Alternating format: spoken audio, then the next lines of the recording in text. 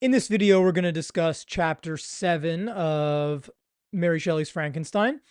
Before we jump into Chapter 7, I just wanted to give a little background because we were skipping Chapter 6, as I mentioned in previous videos, all of which I will link up above, that we're not going to be reading all the chapters in Frankenstein. I've picked some select chapters that I think we can get a good crux of the story, but I had to skip Chapter 6.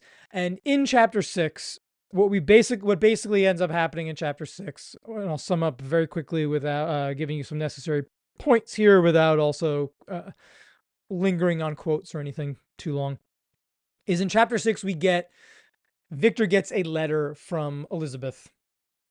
And he finally writes back. He's finally writing back to his family here, but he gets a letter from Elizabeth, and this letter from Elizabeth really serves as some good exposition, some good background. That term exposition is going to be one that in future readings we talk more about. When I say exposition, I just mean background. And what we learn about in Chapter 6 is that the Frankensteins had I guess you'd call her a nanny, named Justine Moritz.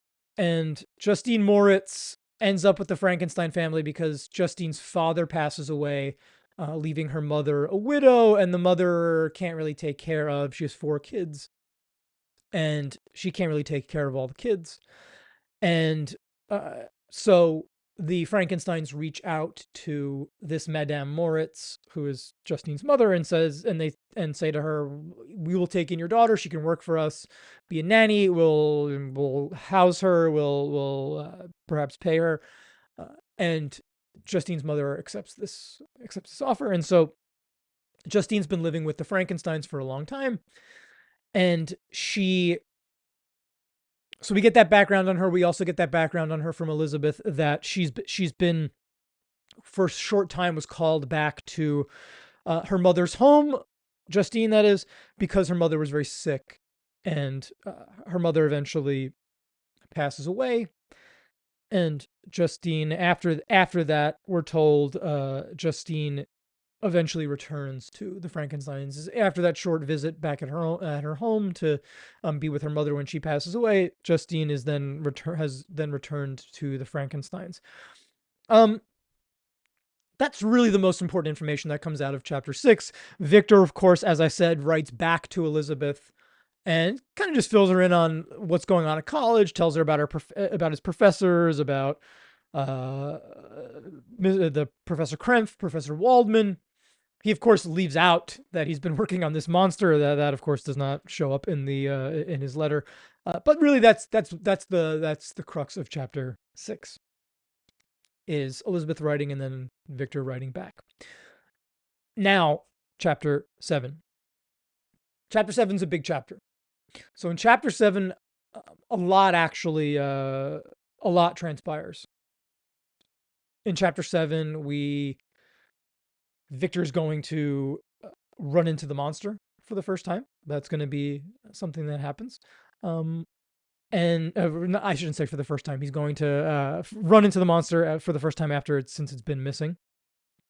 And we're also going to find out that his brother William has been killed. And so in Chapter 7, Chapter 7 begins with a letter to Victor from Victor's father, Alphonse Frankenstein. And the letter reads as follows. I will read it to you. So he says, "On my return," Victor's saying here, "I found the following letter from my father. My dear Victor," this is the letter, "you have probably waited impatiently for a letter to fix the date of your return to us, and I was at first tempted to write only a few lines merely mentioning the day on which I should expect you, but that would be a cruel kindness, and I dare not do it. What would be your surprise, my son, when you expected a happy and glad welcome, to behold, on the contrary, tears and wretchedness?" So just a pause there. When he says it would be a cruel kindness to talk to him about when he's going to eventually deciding on a good date for him to return back to Geneva, where Victor's from. He says it's a cruel kindness because, in part, Victor's father is working out with him the date he's going to return. and just leaves out this big fact that his brothers died. That would be, like, it'd be nice to not reveal that in the letter that his brother died, but it would also be a very cruel to not do that. And then he reveals to him, as I said, William is dead.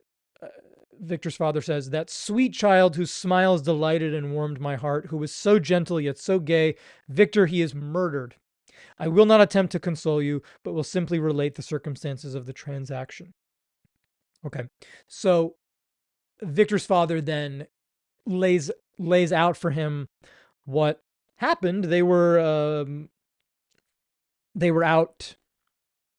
So he mentions that he, Alphonse, Elizabeth, and the two brothers were out for a walk in this southern part of Geneva, and William goes missing. They can't find him. They kind of send out a search party. They can't find him, and then they eventually do find him. And Alphonse tells Victor that he finds him dead, and he had the print of the murderer's finger on his neck. He, William, dead body, was conveyed home, and the anguish that was visible in my countenance, face, betrayed the secret to Elizabeth. In other words, the look on his face indicated to Elizabeth that we found William and it's not good. She was very earnest to see the corpse. At first I attempted to prevent her, but she persisted in entering the room where it lay, hastily examined the neck of the victim, and clasping her hands exclaimed, "Oh God, I have murdered my darling child." Okay, so important here, why does Elizabeth think that she's murdered William? She hasn't murdered William, but she's saying, "I have murdered my darling child." Why does she think this? Okay, let's read the next paragraph. It'll become clear. She, Elizabeth, fainted and was restored with extreme difficulty. When she again lived, it was only to weep and sigh. When she came, not when she lived, when she came back, when she was conscious again, it was only to weep and sigh. She told me that same evening, William had teased her to let him wear a very valuable miniature that she possessed of your mother. This picture is gone and was doubtless the temptation which urged the murderer to the deed. We have no trace of him, the murderer, at present, although our exertions to discover him are unremitted. So we're going to keep looking. We're going to keep looking for the killer. So why does Elizabeth feel that William's murder? Well, like, why does she feel that she has blood on her hands? Well, Victor's father tells us that William had been teasing her to wear this little locket, a locket meaning like a necklace with a picture in it, the kind of thing that flips open and there's a picture in it. And this locket was very valuable. I imagine it was made out of gold or something. And what we're told here by Frankenstein's father is that this was doubtless the temptation which urged the murderer to kill William. In other words, they think he killed William to get the expensive piece of jewelry. Okay. And so Victor is obviously aghast at reading this. He, remember, he's still with Henry. He's still with Henry when all this is happening. And Henry recognizes that something's wrong after Victor has just read this letter. He realizes that Victor's not in good shape. He says, I think this is Victor talking. I think this is William. Sorry, I think this is Henry speaking here. He says, "I can offer you no consolation, my friend. Your disaster is irreparable. What do you intend to do?" And then Victor says, "To go instantly to Geneva. Come with me, Henry, to order the horses." Okay. And then what follows, and this is what we will see often happening whenever something horrible happens to Victor, and spoiler alert, this will not be the first horrible thing that happens to Victor. Victor will often go out in nature, to commune with nature, to be alone in nature, to walk in nature. This, if you remember from one of our early videos, this connects with the idea of romanticism in this novel, that where the characters go for solace, peace, comfort is to nature. At least that's the case with Victor. He's going off to walk in the mountains, and so that's what's happening here. He's going to go for this walk, and Henry's with him for part of the walk. And then eventually Victor takes a carriage and says bye to Henry. And then he's going to begin his immediate trip back to Geneva to see his family. And so we get a little travel log of Victor traveling from Ingolstadt to Geneva. I mentioned to you, I think in earlier video, that the distance from Ingolstadt to Geneva is about 400 miles. So this is gonna take a while, the journey here. And once he's arrived in the environs of Geneva, or the outskirts of Geneva, he he's again out in nature. He's out in the Alps, and he's noticed a storm kicking up. Again, in good horror, a good horror trope here, that there's rain, there's thunder, there's lightning, and we're told that while this is Victor talking here now. While I watched the tempest, so beautiful yet terrific, I wandered on with a hasty step. This noble war in the sky elevated my spirits. So again, it's a place where to go to buoy one's spirits.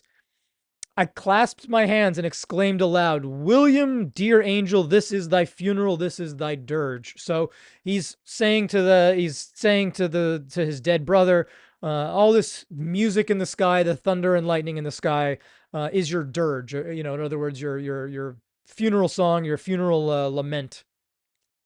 As I said these words, I perceived in the gloom a figure which stole from behind a clump of trees near me. I stood fixed, gazing intently.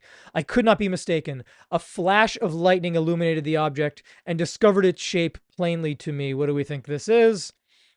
Its gigantic stature and the deformity of its aspect, more hideous than belongs to humanity, instantly informed me that it was the wretch, the filthy demon to whom I had given life. Okay, so he, in the midst of this storm, in the midst of being calmed by it, he sees the monster.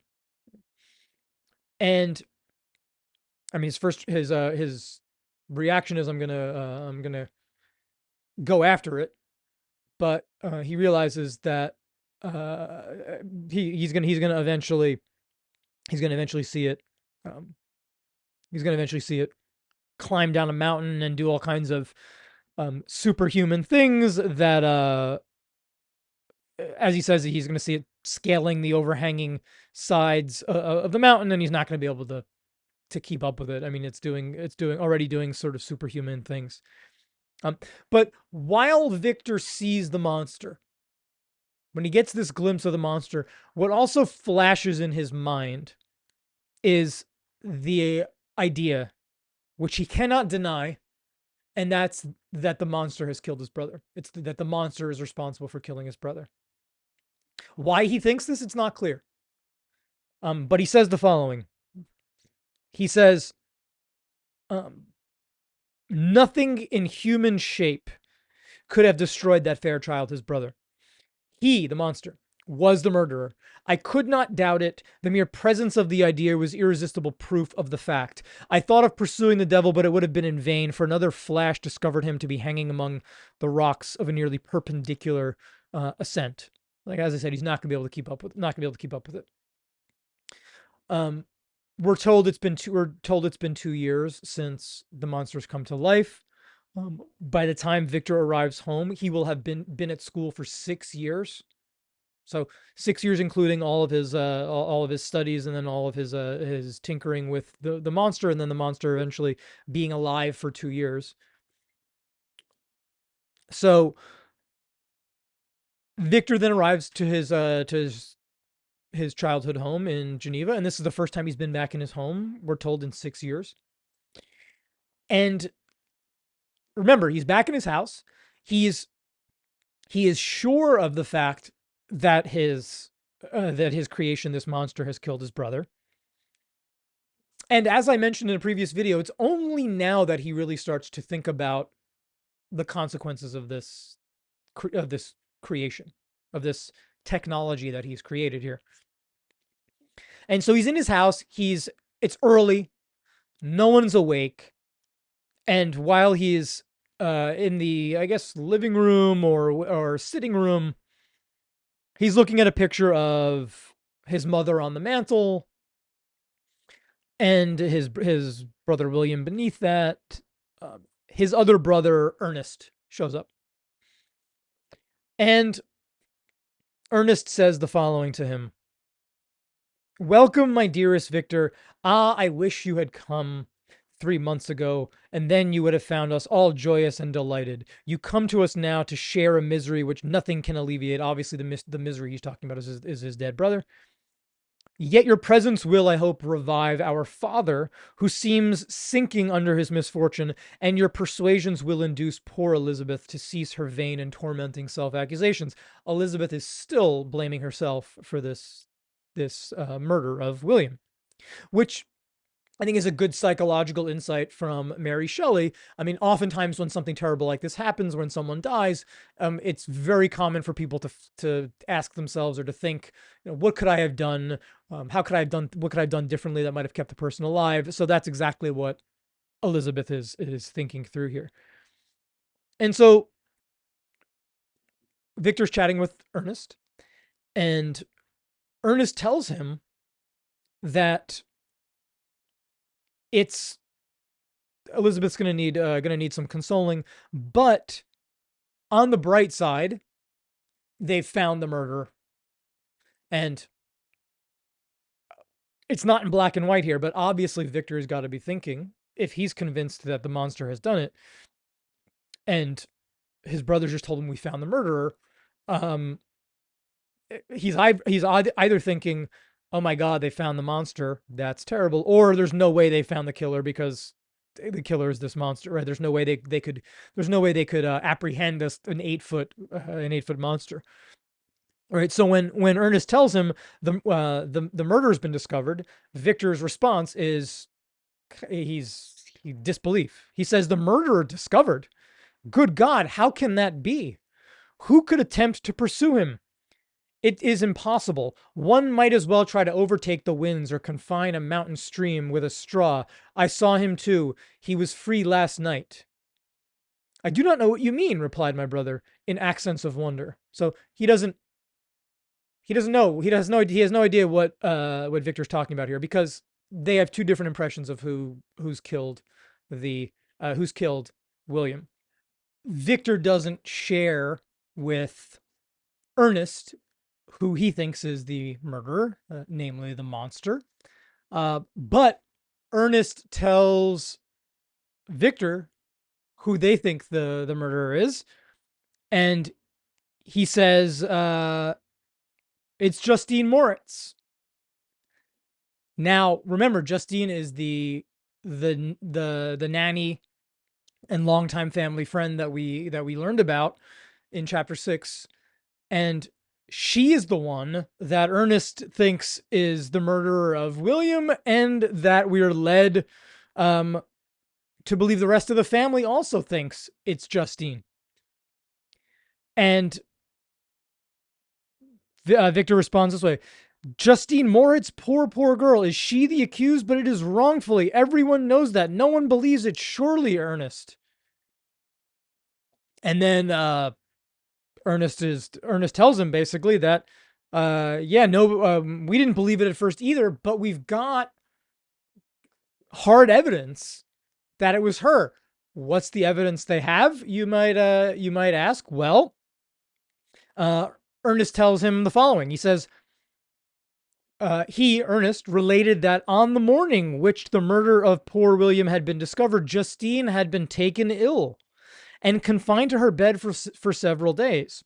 During this interval, one of the servants, happening to examine the apparel she had worn on the night of the murder, had discovered in her pocket the picture of my mother, which had been judged to be the temptation of the murderer.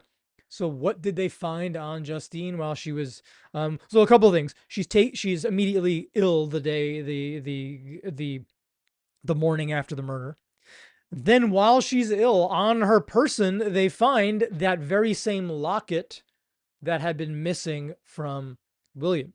So they now find that locket on her body, and so they put two and two together, and then they say that Justine must have been the killer. Elizabeth cannot believe this. She's in shock, um, but they can't seem to deny the evidence of the locket. And Elizabeth later, they're having a conversation. Elizabeth joins, and she shares too that how much she just can't believe it's Justine.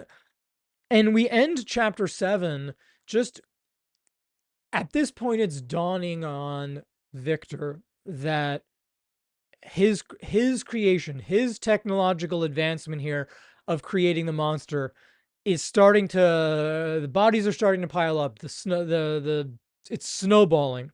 So Justine's not dead yet. It's coming though.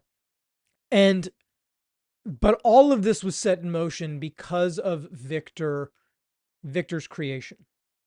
And now he's starting to think about the wider implications of the thing he created. And so we will skip over chapters 8 and 9. But in chapters 8 and 9, what we're really going to see are Justine's trial. And I could sum up chapters 8 and 9 fairly quickly. They're worth reading. I mean, the whole novel's worth reading. It's a fantastic book, and the more I read it, the more I love it.